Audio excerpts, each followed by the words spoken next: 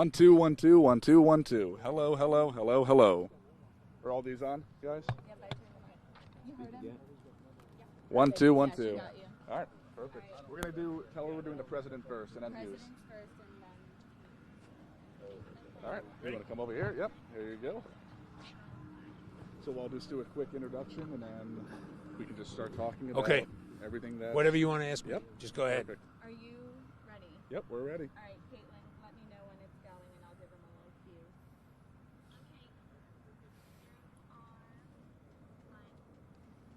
Hello, everybody. Evan Abramson here from WT's campus right now with some breaking news today, especially in regards to football. Mr. President, thank you so much for joining us today. Good to be here, Evan. Pleased to be here. So let me ask you, what is the breaking news? Is football officially back for WT? We are. We've got the NCAA allows us to play 5 games. We've got 4 scheduled, working on the 5th. Coach Hughes will talk to you about that, but we're excited about it. We're playing in the fall. We are foregoing the spring season because we don't think it's in the best interest of the football athletes or the basketball, softball, baseball, and other sports that would normally be in the spring. So football will be in the fall. Other sports will be mixed, fall and spring, the other normal fall sports. So we're excited about it, and there's going to be 5 games, 3 home games, and 2 away. That much I can tell you. Obviously great news for WT, for the fans, for students.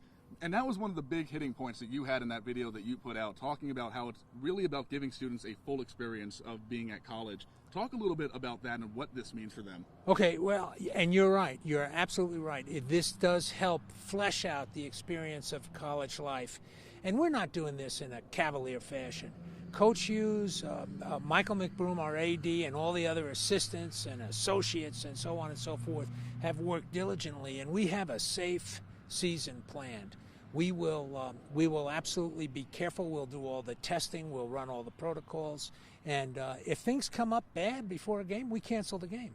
And because the season is not going to be an official season, there's no forfeiture or anything like that. And by the way, every student will be given an additional year of eligibility. So, and they'll maintain scholarships this fall, and also scholarships for an additional season, an additional year. So I think we've done everything well. The fact of the matter is, I don't know what's going to happen with this virus, and it's possible that, halfway, let's say we play 2 games and the rest of them may not pan out. But we're going to do the very best we can to put in front of the student athletes. They came to be both students and athletes. And to deny them the opportunity, from my perspective, to be athletes is, it's half a loaf. It's half a loaf. They need both experiences. That's why they're here. That's what they signed up for. And to the best of our ability, that's what we're going to give them. Talk to me a little bit about what this means for the Lone Star Conference. Obviously, it was about a 2-hour call that you were on with the other presidents. Yeah. What were some of the big points you guys were trying to figure out over that call? Well, a lot of the schools, and not even the football schools, but they don't think we should be playing fall sports at all. And I disagree with that fundamentally, and believe that the executives, the campus executives, that would be Michael McBroom and myself, and the coaches, should make careful decisions. But they need to be thoughtful, because there's a burden of responsibility here. If we let people play and are not careful, it's a terrible mistake. We're willing to make those decisions locally. I sense that some of the coaches want the LSC to, in a sense, sanction what they do, and I want that too. And it may well be by the time our first home game rolls around, which Hunter will talk to you about, that we'll know more about those things. But right now we're going to play. We're scheduled to play. There's no penalty to us. And all of our student athletes maintain their eligibility for an additional year, and their scholarships. They keep their scholarships this year and for an additional year. And I'll tell you something else.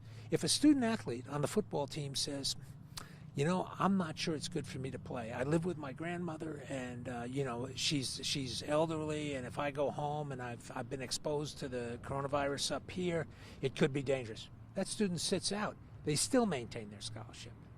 So we're doing everything we can to treat students exactly the way we would want to be treated. For me, I want opportunity, and then how I exercise that opportunity is in a personal decision that I make. So I think under Coach Hughes' leadership and Michael McBroom's, we're doing everything we can to treat these students with dignity and respect. And there may be a lot of flexibility required, and we're going in eyes wide open. Can you tell me who some of the opponents are? You mentioned that you have 4 out of 5. Can you tell me who the teams that will be No, playing? because I'll probably make a mistake, but Hunter will do it, and if he makes a mistake, I don't care. Talk to me, you mentioned that burden of responsibility for looking out for the students and the athletes. How will you be handling the stadium operations here right behind us in terms of maybe capacity, how people will be sitting, that kind of stuff? Well, our idea now is that, and we will follow all of the guidelines that are being used. Actually, UIL is doing these things. We'll do the same thing. We'll do 50% capacity, and of course, families can sit together because they're together anyway, and everybody else will social distance. So there'll be groups of people, but will be half capacity. And how people are going to get tickets and all that, Michael is on the road today, but he's the one that knows the answer to that. But it'll be half capacity.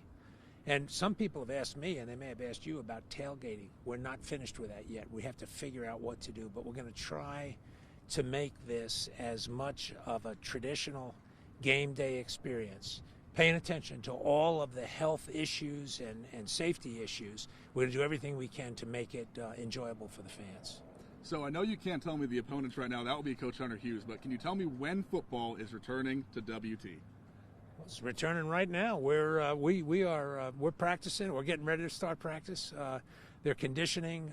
Coach Hughes will tell you all about that. And I think we're all on the right path.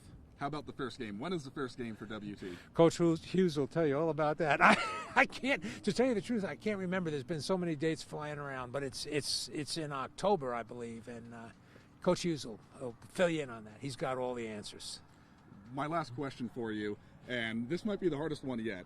We've seen a lot of schools, especially in Division II, they've had to get rid of some of their sports programs because football is the money driver for a lot of schools. You guys are fortunate now to have a football season.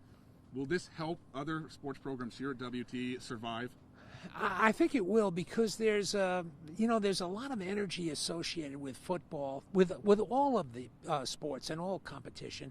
But I think football in some ways sets the tone. It's the one that we see first. We're going to have a homecoming event too. We're working on that simultaneously. We don't know when it is. We don't know what it'll look like, but we will have a homecoming day, and there'll be some other special emphases on these home games that we have. We may even have some inter-squad scrimmages in there. We'll see how all that works. But it will help, I believe, the whole intercollegiate athletics program. And our commitment is to make sure we do everything we can to sustain the sports we have in a positive and healthy way. Well, Mr. President, thank you so much, Yes, and sir. Congratulations on getting football back to the Thank you, Panhandle. sir. Thank you, so sir. much. We're proud, pleased. And I'll pass it off to Coach Hunter Hughes now, the man I'm gonna who watch apparently it. will be making numerous mistakes, hopefully not. And I want to point out Coach Hunter Hughes wearing his boat shoes that I am such a huge fan of. I swear to God. You know, hey, you mentioned you're a simple man, but let me ask you this. Football's back. Does it get any more simple than that? This is probably the last 2 hours is the most exciting moment since March 23rd when we ceased operations in football, having our kids out practicing. So, yeah, we're excited, and our players are excited, and we're going to get cranked up Monday morning at 7:30 with our first practice, putting helmets on, and things are going to be back to normal here at WT. I love to hear that. And one of my big questions for you is something that the president wanted you to answer. When is the first game going to be at Buffalo Stadium? In September. In September. Do you have a better, an actual date? I will tell you this, it's September 19th. All right. I'm not going to tell you who the opponent is yet because our SID has said hold off for a second. But I will tell you about our opponents that we have at the 5 o'clock hour when I'm back on here. That sounds great So to me. you make fun of my boat shoes. I'm going to give it to Claudia. Let me ask you this then. Talk to me about the players' reactions right now. How have you told the players, first of all, and what is their mindset right now? I've not told the players as a team yet, but I've told them that this is coming. And I think the biggest thing for our players throughout this whole experience is not knowing. And one day it's, hey, we're going to be able to play 10 games. The next day we're going to have to go to 5, and maybe we can play more than that. Just the uncertainty of it all, and now it's a fact, and we know now that what we can do and what we're going to do, and I'm sure when I tell them and let them know, they'll be excited to hear it all. They'll see it all on social media. They've already been talking to me and other schools. Hey, here we're playing you guys, and they're asking me, and I can't say anything yet. Just give us time, and as soon as I'm told I can make the announcements, I'll make the announcements. From a coaching mindset and a competitive mindset, how important is this season, especially when you're preparing for the season that actually counts next year? Well, the one big thing about West Texas A&M, I can tell you, is Dr. Windler, Michael McBroom, myself, we've all been on the same page about what we want to do. We've all agreed that the best thing for our university, our students, and our players is to move forward and get this done. I think that's, to me, that shows great leadership from starting with Dr. Windler, going to Michael, and then I fall in line last as always in that chain of command. But it has been to see us work together and see them work hard for our students. I mean, our students really appreciate what's going on. The normalcy of a year is what we want to try to get. And yes, there are some roadblocks and some hurdles and some things we have to do. Our kids have been here for a month going over protocols and symptom checks, but we've done well. And we teach accountability. We educate them on what they need to do and how they need to do it. And I mean, they're excited, and now that it's there, hopefully they will take what we're teaching them and be extra careful going through this process of students coming back and going into the classroom. From a player's mindset, why is this so important to have a season or a sense of the season before the next season begins, or even why is it important to play in the fall versus the spring? Well, you want a goal, and they took the championships away from us, and we did not want to play in the spring because we talk about the safety and health of our student body and our players, and I just don't think it's healthy for a player to play in the spring and then turn around and 3 months later play in the fall. You could risk losing a couple of years by just simple injury. So we think about that, and so we made the decision that we were going to play in the fall if we could. And it just, again, the normalcy of what needs to happen. And somebody's got to take the reins and be the leader going out there. And you just spoke to the guy that did it, Dr. Windler. He stuck his neck out. And, you know, it's our job, Michael's job, my coach's job, our players' job to continue what we're doing and keep striving and moving forward. Talk to me. One of my last questions for you is, what does this do for your team? Every year there's some kind of mission, there's some kind of goal. And you're not, like you said, you're not playing for a championship. So now what does this season mean to you as a program? And from a coaching perspective, what are you guys trying to do? Well, I think a couple of teams that we have got on the schedule are going to provide us a great challenge. And I think that's something we can look at and see. But it's also a finality for a group of seniors that now they have an opportunity, even though it's 5 games, they can go out and play football for probably the last time in their lives. And to be able to do it with teammates is huge. And the guys that they've been here with, and to me it's special for those guys because they were here when I first got here, and we changed the culture and made a lot of adjustments into how this program was run. And the fact that our younger guys can go out there and play and get live reps and not waste a year of eligibility, you can't beat that. I mean, I'm hoping that it trickles down from Division I, what was just voted on today, down to Division II, and maybe we can go over the 5-game limit and get our 10-game max. And because I think that's going to change some things. All right, well, Coach, thank you so much for taking the time to join us. We're going to have more coverage on this story all day long, especially on the news at 5. You heard it from Coach Hunter Hughes. He'll tell us who that opponent will be. I'll give you our 4 for 5. Live at 5. For now, Evan Abramson and Coach Hunter Hughes signing off. All right, good. All right, thanks, Coach. Appreciate it. You know, I wasn't making fun of your boat.